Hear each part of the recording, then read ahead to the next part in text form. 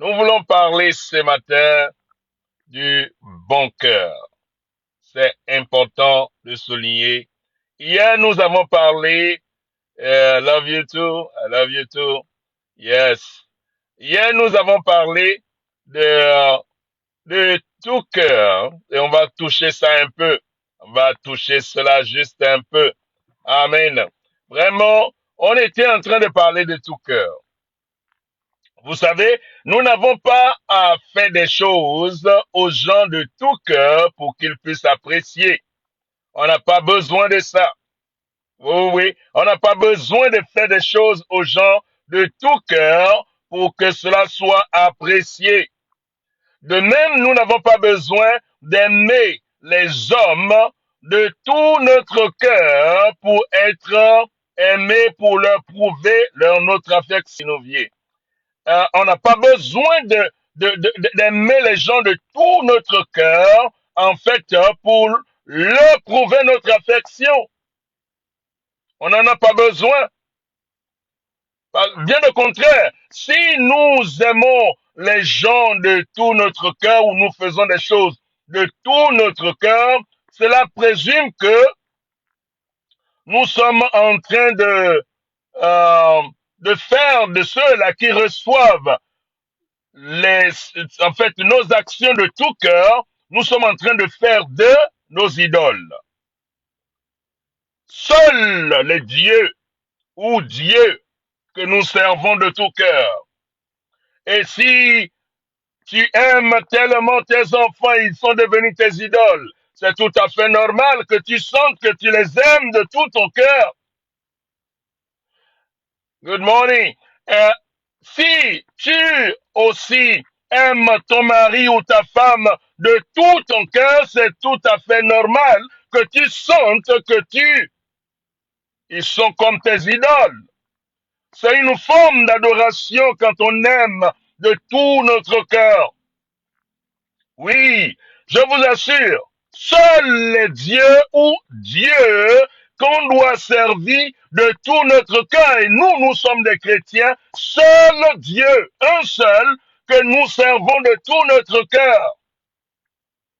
Parce que quand tu sers de tout ton cœur, voici ce qui se passe. Voici ce qui se passe. Quand tu aimes de tout ton cœur, tu sers de tout ton cœur. En fait, tu sens que tu investis tout ton cœur dans la vie d'un homme ou d'une femme. Laisse-moi te dire ce qui va se passer. Tout ton cœur, c'est tout ce que tu as. Tu as investi tout ce que tu possèdes.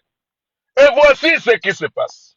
Parce que tu as investi tout ce que tu possèdes, tu espères que celui qui reçoit ce que tu as fait de tout ton cœur, tu espères de la personne vraiment quelque chose qui est au bord de top. C'est au niveau très élevé. Tu espères que la personne soit magnifique. Et si la personne n'est pas magnifique, tu es déçu. Tu espères que la personne soit parfaite. Et si la personne n'est pas parfaite, tu es déçu. Si tu espères que la personne soit sans faute et sans défaut, et si la personne a des fautes et des défauts, tu es déçu. C'est pour cela qu'il y a autant de problèmes dans les familles. Pourquoi? Parce que nous investissons tous nos cœurs dans ce qui est celui d'entretenir des relations et nous recevons très peu en retour. Tout ce que tu espères ou tout ce que tu fais de tout ton cœur, tu dois espérer quelque chose en retour parce que ton cœur est tout ce que tu possèdes. Ton cœur est tout ce que tu possèdes et tout ce que tu l'investis dans une direction, tu attends quelque chose en retour. Tu dois attendre quelque chose en retour. Que la personne te soit reconnaissant ou que la personne soit vraiment sans défaut, que la personne soit sans faute, que la personne soit sans erreur, que la personne soit parfaitement tout ce que tu veux. Et tu espères de la personne quelque chose de ce niveau. Et si la personne délivre ce qui est à ce niveau, alors tu es vraiment déçu. Non, j'attendais plus que ça de toi.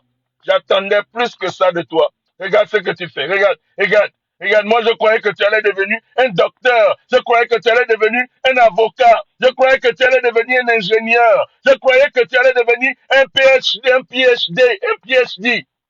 Voilà, tu deviens seulement juste un chanteur. Un simple chanteur que tu es devenu. Tu m'as déçu. Tu m'as déçu. Je t'ai servi de tout mon cœur. Et puis tu me déçois comme ça. Oui, tout à fait normal. Tu n'as pas besoin de servir l'enfant de tout ton cœur pour espérer de l'enfant quelque chose que peut-être l'enfant n'aime pas. C'est pas sa vie. Il ne s'identifie pas à être un docteur. Il ne s'identifie pas à être un monsieur qui est dans un bureau ronflant quelque part. Il ne s'imagine pas à être un politicien que tu espères que l'enfant devienne exactement ce que toi tu penses. L'enfant n'est pas ton Dieu. L'enfant a des défauts. L'enfant a des lacunes. Et tous les hommes ont leurs défauts et ont leurs lacunes. Et quand tu les aimes de tout ton cœur, tu seras déçu et tu seras trahi. Pourquoi? Parce que ce n'est pas aux hommes que nous devons donner tout notre cœur. La Bible dit dans Matthieu chapitre 22, le verset 37, il dit, tu aimeras le Seigneur ton Dieu de tout ton cœur, de toute ton âme et de toute ta pensée. De toutes tes pensées. C'est seul Dieu que tu aimeras de tout ton cœur, de toute ta force et de toute ta pensée, de toute ton âme. Vous voyez? Et si cela est donné aux hommes, les hommes ne vont pas rencontrer les espérances que vous avez des dieux. Si vous savez cela est donné à ton travail ne va pas rencontrer les espérances que tu as placées dans des dieux.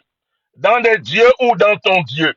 Si tu as placé cela sur ton argent ne va pas rencontrer l'espérance que tu as placée dans ton Dieu. Parce que seul Dieu mérite tout ton cœur. Seul Dieu qui est sans défaut. Seul Dieu qui est sans erreur. Seul Dieu qui est sans faute. Seul Dieu qui ne te décevra jamais. Mais si tu investis ton cœur tout ton cœur dans Dieu, Dieu te compensera.